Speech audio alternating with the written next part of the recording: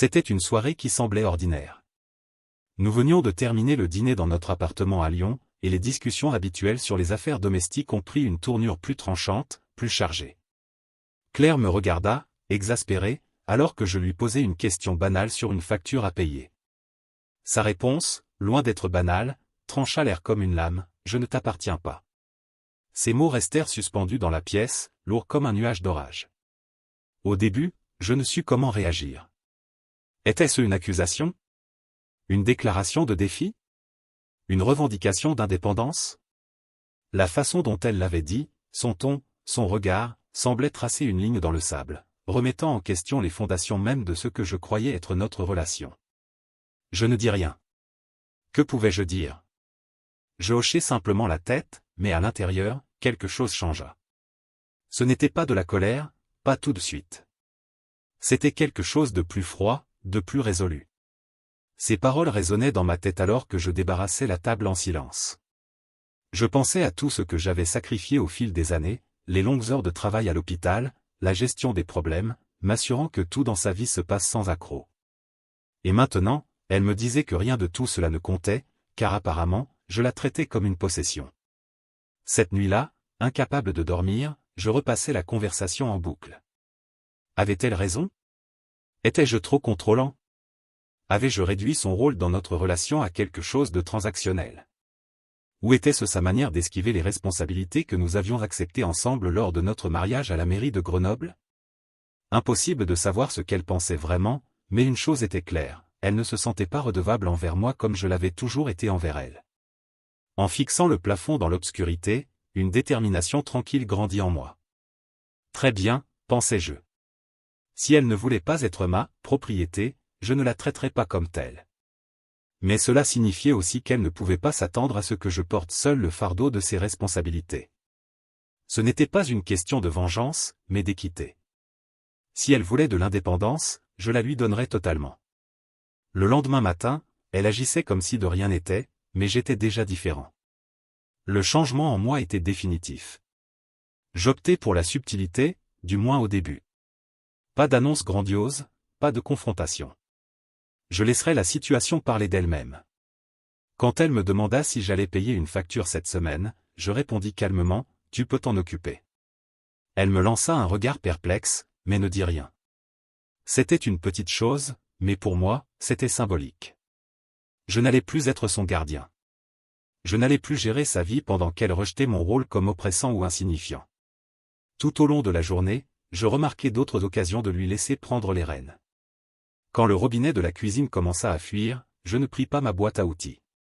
Quand sa voiture eut besoin d'essence, je ne l'emmenai pas à la station-service comme d'habitude. À chaque fois, elle semblait déconcertée, peut-être même agacée, mais elle ne protesta pas. Pas encore. Sa déclaration de la veille était encore fraîche dans mon esprit, alimentant ma détermination. Je n'étais pas en colère, j'étais concentré. Ce n'était pas une punition, c'était une question d'équilibre. Si elle ne voulait pas être traitée comme mienne, elle ne pouvait pas non plus bénéficier des privilèges qui venaient avec ce genre de relation. À la fin de la journée, une légère tension flottait dans l'air. Elle avait remarqué que quelque chose clochait, mais elle n'avait pas encore fait le lien. Et je n'allais pas le lui expliquer. Si elle voulait l'indépendance, elle devait l'assumer, dans tous ses aspects. Ce soir-là, en m'allongeant dans le lit, je ressentis une étrange clarté. Ce n'était pas un jeu ni une phase temporaire. C'était une transformation dans ma vision de notre relation et dans ma façon de la gérer. Quoi qu'il arrive ensuite, j'étais prêt à lui montrer ce que signifiait vraiment une vie sans mon contrôle. Le lendemain matin, je me réveillai tôt, comme d'habitude, mais cette fois, je ne ressentis pas ce poids familier de l'obligation. Je restai au lit quelques minutes de plus, écoutant les bruits de sa routine matinale commencer dans le couloir. D'ordinaire, c'est moi qui préparais le café, mais aujourd'hui, je restais immobile. Qu'elle s'en charge, pensais-je. Quand je me levai enfin, je la trouvai dans la cuisine, près de la machine à café, une tasse à la main. Les clés de la voiture étaient posées à côté, et je sentais qu'elle s'attendait à ce que je mentionne la vidange, dont elle me parlait depuis toute la semaine. Mais je ne dis rien. Je me servis un café et m'assis, scrollant sur mon téléphone comme si c'était un jour comme un autre. « Tu vas emmener la voiture aujourd'hui, non ?» demanda-t-elle après quelques minutes de silence. Je ne levai pas les yeux. Non, tu peux t'en occuper. Elle se figea, sa tasse à mi-chemin de ses lèvres. Qu'est-ce que tu veux dire? C'est toujours toi qui fais ça. Je haussai les épaules. Pas cette fois. C'est ta voiture. Ses yeux se plissèrent légèrement, mais elle ne dit rien de plus. Elle quitta la maison avec un au revoir brusque, et j'entendis la porte de la voiture claquer légèrement en partant. C'était la première petite fissure dans notre routine, mais cela ne s'arrêta pas là. Tout au long de la journée, je poursuivis mes activités avec un détachement délibéré. Elle m'appela pendant sa pause déjeuner pour me rappeler une facture d'assurance, quelque chose que j'avais toujours géré sans faille. Et, n'oublie pas, l'assurance auto est du demain, dit-elle nonchalamment. Sans hésiter, je répondis, tu peux la payer. Les détails du compte sont dans le dossier. Il y eut une pause, juste assez longue pour que je sente sa confusion à l'autre bout du fil. Pourquoi tu agis comme ça? Demanda-t-elle enfin. Je gardai un ton calme. Je n'agis pas. Je te laisse juste gérer les choses. Tu en es parfaitement capable. La ligne resta silencieuse un instant avant qu'elle ne lâche un petit rire incrédule. Ok, d'accord, peu importe. Quand elle rentra ce soir-là, la tension était palpable. J'avais délibérément laissé certaines choses en plan, comme ne pas sortir les poubelles, ce que je faisais habituellement sans faute. Je vis son regard se poser sur la poubelle débordante en entrant dans la cuisine. Elle ne dit rien, mais sa frustration était évidente. Le dîner fut un autre moment silencieux. Elle attendait que je dise quelque chose, que je m'explique, mais je ne le fis pas. Je cuisinais pour moi, laissai la vaisselle dans l'évier et retournai à mes propres tâches sans lui offrir de faire quoi que ce soit pour elle. Ce n'était pas de la rancune, c'était une démonstration discrète de ce à quoi ressemblait la vie sans les responsabilités qu'elle s'attendait à ce que je porte. Cette nuit-là, elle brisa enfin le silence. « Tu vas me dire ce qui se passe ?» demanda-t-elle, la voix tranchante. Je me calai dans ma chaise et la regardai. « Tu as dit que tu ne m'appartenais pas, non ?» Son expression se durcit. « Oui, je l'ai dit. »« Eh bien, répondis-je posément, si tu ne m'appartiens pas, alors tu n'es pas non plus ma responsabilité. » Sa bouche s'ouvrit comme pour répliquer, mais aucun mot ne sortit. Elle resta là un moment, me fixant, avant de se retourner et de sortir de la pièce. J'entendis la porte de la chambre se fermer avec un clic sec. Assis dans le silence qui suivit, je ressentis un mélange étrange d'émotions. Ce n'était pas facile. Il n'y avait aucune satisfaction à l'avoir lutté avec ce changement dans notre dynamique, mais je savais que c'était nécessaire. Si elle voulait l'indépendance, j'étais déterminé à la lui donner, même si cela signifiait démanteler, pièce par pièce, les fondations que nous avions construites ensemble. Les jours suivants furent un lent démantèlement. Je restai fidèle à mon plan, gardant une façade calme tout en me retirant des tâches et responsabilités que j'avais autrefois assumées sans réfléchir. Les fissures dans notre routine s'élargirent de jour en jour. La première rupture significative survint un soir lorsqu'elle rentra du travail. La maison était plus sombre que d'habitude, et les poubelles étaient toujours près de la porte, là où je les avais laissées. Normalement, je les aurais sorties, j'aurais allumé les lumières et commencé le dîner. Au lieu de cela, j'étais dans le salon, regardant une série, totalement indifférent. Elle entra, jeta un coup d'œil autour d'elle et soupira bruyamment. « Tu restes juste là à rien faire, sérieusement ?» demanda-t-elle, sa voix teintée de frustration. Je ne levai même pas les yeux. Ouais, longue journée. Elle posa son sac sur le comptoir avec plus de force que nécessaire. Tu pourrais au moins sortir les poubelles. Je haussai les épaules. Ce n'est pas si lourd. Tu peux gérer. Ses yeux s'écarquillèrent légèrement, comme si elle n'en croyait pas ses oreilles.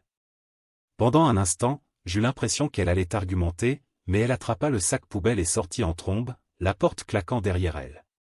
Le lendemain matin, je me réveillai pour trouver l'évier rempli de vaisselle sale. C'était la première fois que je la voyais les laisser ainsi, un petit acte de défi. Elle n'allait pas me laisser gagner si facilement. Mais je ne cherchais pas à gagner. Je cherchais à faire passer un message. Tout au long de la semaine, les dominos continuèrent de tomber.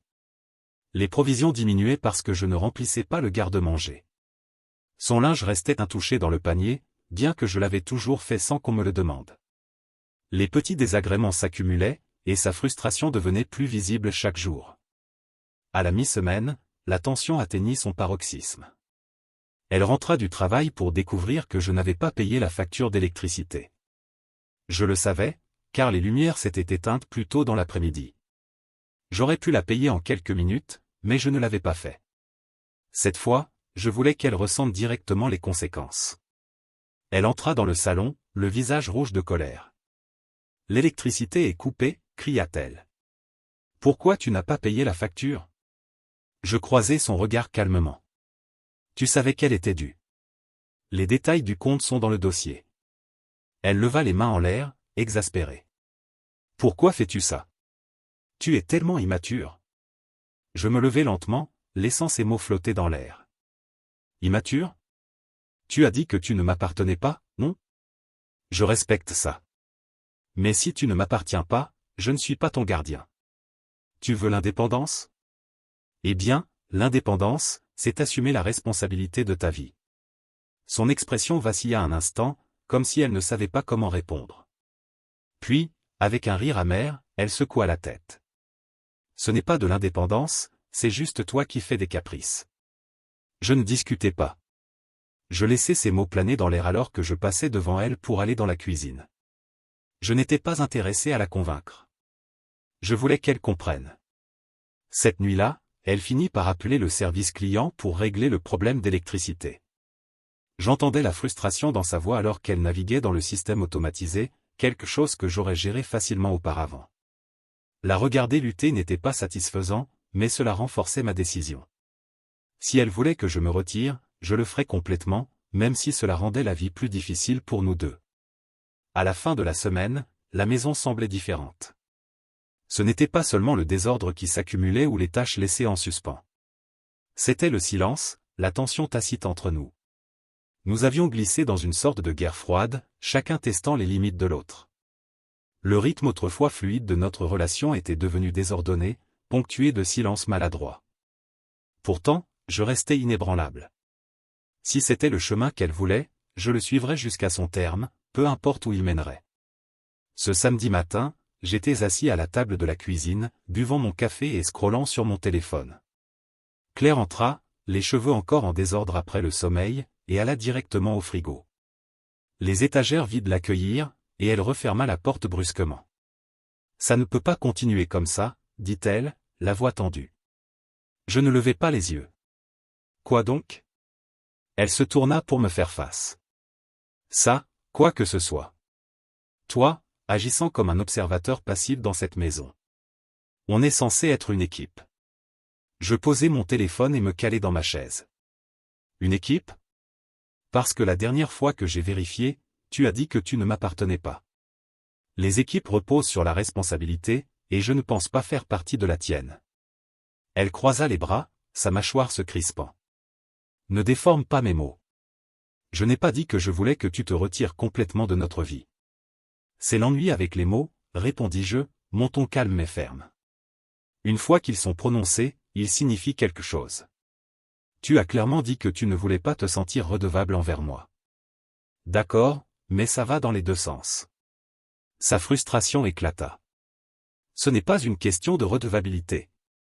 C'est une question de respect, de ne pas sentir que ma vie tourne autour de tes décisions. Je me levai, la chaise raclant le sol. Du respect, dis-je, ma voix s'élevant enfin.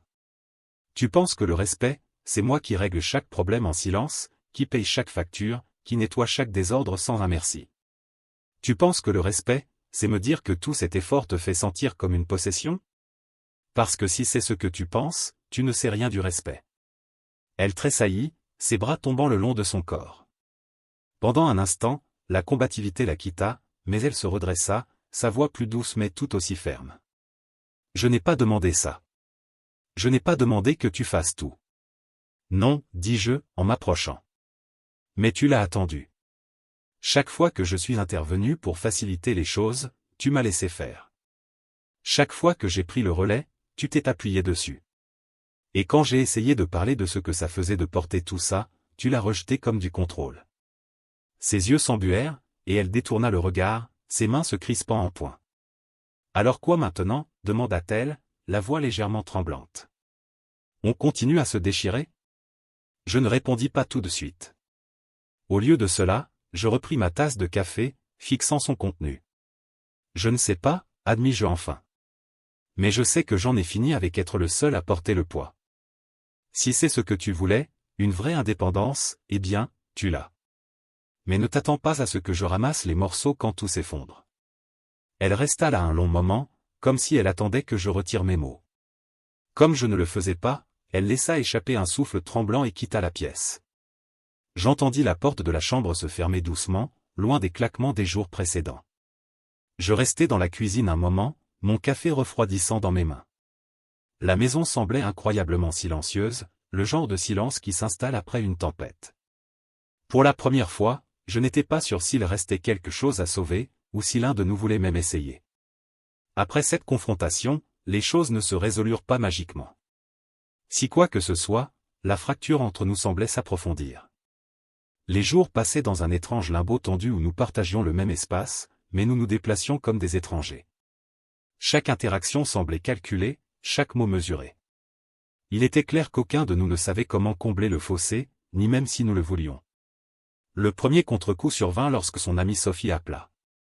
Normalement, Sophie l'aurait contacté directement, mais cette fois, elle me passa un coup de fil. Et, dit-elle prudemment, j'essaie de la joindre, mais elle ne répond pas.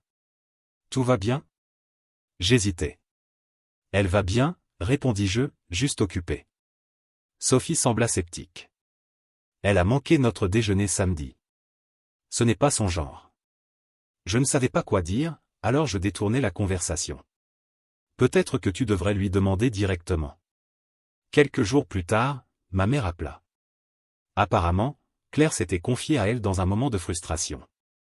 Le ton de ma mère était sévère, comme quand j'étais adolescent et en tort. « Qu'est-ce qui se passe entre vous deux ?» demanda-t-elle. Elle m'a dit que tu refuses de l'aider avec quoi que ce soit. Ça ne te ressemble pas, je soupirai, me pinçant l'arête du nez. C'est compliqué. Eh bien, peut-être que tu devrais simplifier les choses, rétorqua-t-elle.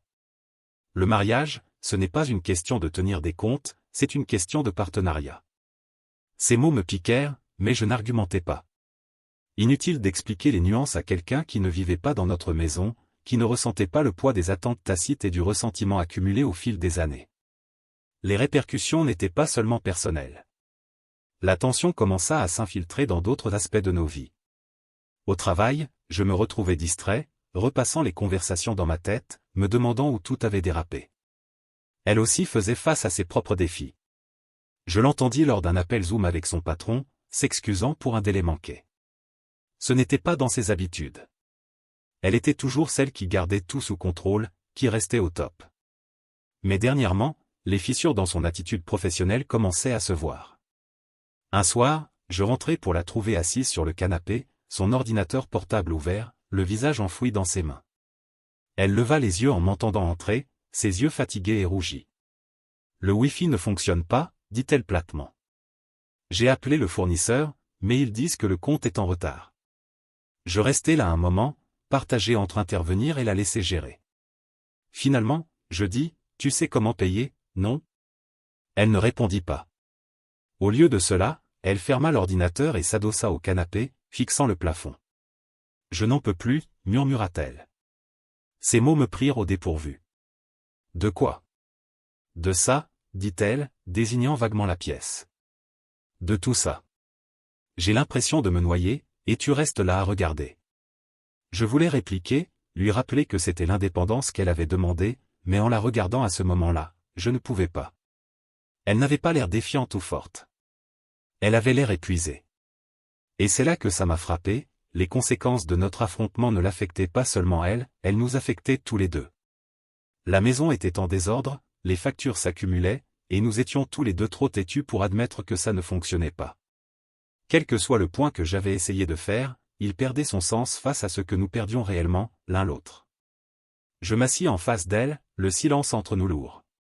Pour la première fois depuis des semaines, ça ne ressemblait pas à une bataille. Ça ressemblait à une impasse, comme si nous avions tous les deux épuisé nos coups. Je ne voulais pas que ça en arrive là, dis-je finalement. Elle me regarda, ses yeux remplis de quelque chose que je ne pouvais pas tout à fait lire, de la tristesse peut-être, ou du regret. Moi non plus. Nous restâmes là longtemps, sans rien dire, essayant tous les deux de comprendre ce qui venait ensuite, dans les décombres de tout ce que nous avions laissé s'effondrer. Nous n'avons pas tout réparé cette nuit-là. Il n'y eut ni réconciliation magique, ni excuse sincère, ni promesse de changement. Au lieu de cela, les jours suivants furent marqués par une trêve tacite. Ce n'était pas un accord, c'était de l'épuisement. Nous avions atteint la limite de ce que chacun pouvait endurer. Le premier changement vint par petits pas hésitants. Le lendemain matin, je me réveillai pour la trouver à la table de la cuisine, entourée d'une pile de papiers, factures, reçus, relevés de comptes. Elle leva les yeux en me voyant entrer, et pendant un moment, nous nous contentâmes de nous regarder. Puis elle fit un geste vers la chaise en face d'elle. « On peut regarder ça ensemble ?» demanda-t-elle doucement. Ce n'était pas une excuse, mais ce n'était pas non plus du défi. Je m'assis, et nous commençâmes à trier le désordre que nous avions tous les deux ignoré trop longtemps. Elle avait des questions sur les paiements et les dates d'échéance, et je répondis sans jugement ni sarcasme. Pour la première fois depuis des semaines, nous travaillions ensemble, non parce que l'un de nous l'exigeait, mais parce que nous savions tous les deux que ça devait être fait. Cet acte de coopération, aussi petit soit-il, donna le ton pour les jours suivants. Elle commença à prendre plus d'initiative, appeler les compagnies d'électricité, prendre des rendez-vous, même cuisiner le dîner sans attendre que je m'en charge.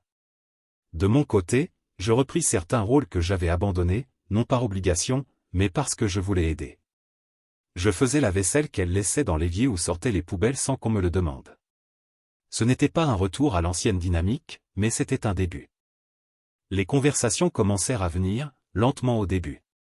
Un soir, alors que nous regardions la télévision sur le canapé, elle mit le son en sourdine et se tourna vers moi. « Tu penses vraiment que je ne t'apprécie pas ?» demanda-t-elle.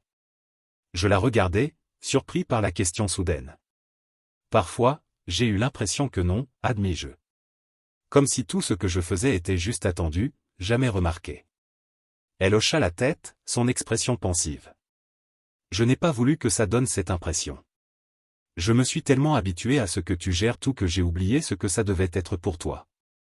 Et j'ai oublié de te dire quand j'avais besoin d'aide. » J'ajoutai, au lieu de dire quelque chose, je l'ai laissé s'accumuler jusqu'à ce que ça devienne du ressentiment.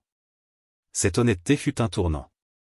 Nous commençâmes à avoir plus de ces conversations, des vraies, où nous disions ce que nous ressentions sans craindre de déclencher une nouvelle dispute.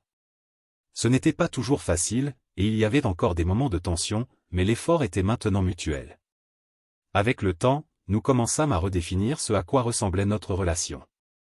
Il ne s'agissait plus de l'important l'autre. Il s'agissait de partager le fardeau. Elle apprit à s'appuyer sur moi sans devenir dépendante, et j'appris à me retirer sans avoir l'impression de l'abandonner. Les choses n'étaient pas parfaites, mais elles n'avaient pas besoin de l'être. Le désordre dans notre maison disparut lentement, mais les cicatrices de ces semaines restaient. Elles servaient de rappel de combien nous avions été proches de tout perdre, et du travail qu'il avait fallu pour trouver un nouvel équilibre. Une nuit, alors que nous étions assis pour dîner, elle tendit la main à travers la table et la posa sur la mienne.